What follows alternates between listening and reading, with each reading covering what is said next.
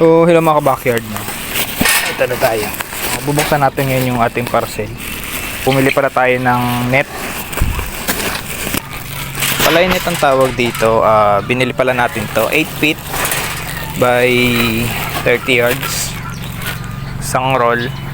So, ikakabit natin yan dito palibot. So, lalagyan natin to ng net para hindi pasukin ng manok.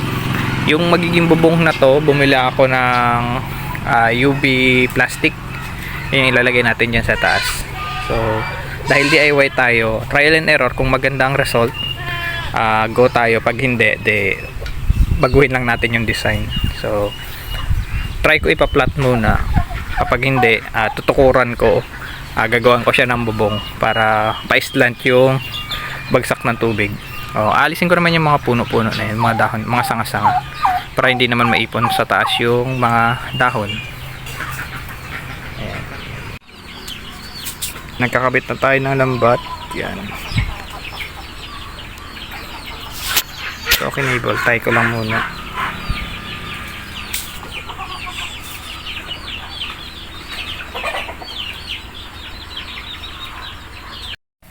Wala mga ka-backyard, no? So ito na yung update natin. Nailagay ko na yung net.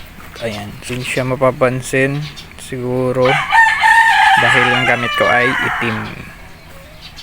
Ayan, nakapalibot na siya dito. Lalagyan na lang natin ng bubong.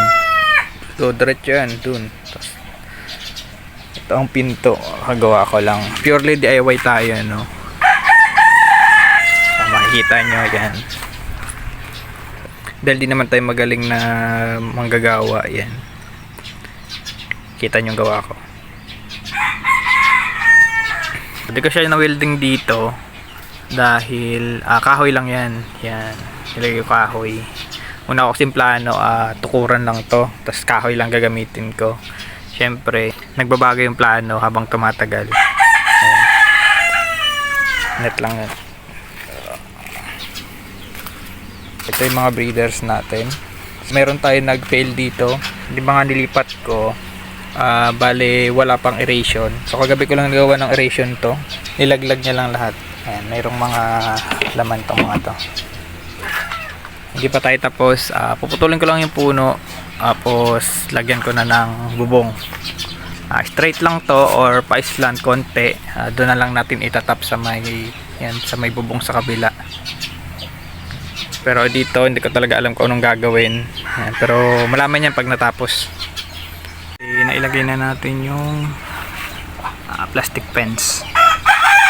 So yung mag-guide sa may plastic natin, mamaya na ipapatong. Kaya lang problema ko sa plastic na nabili ko ay manipis.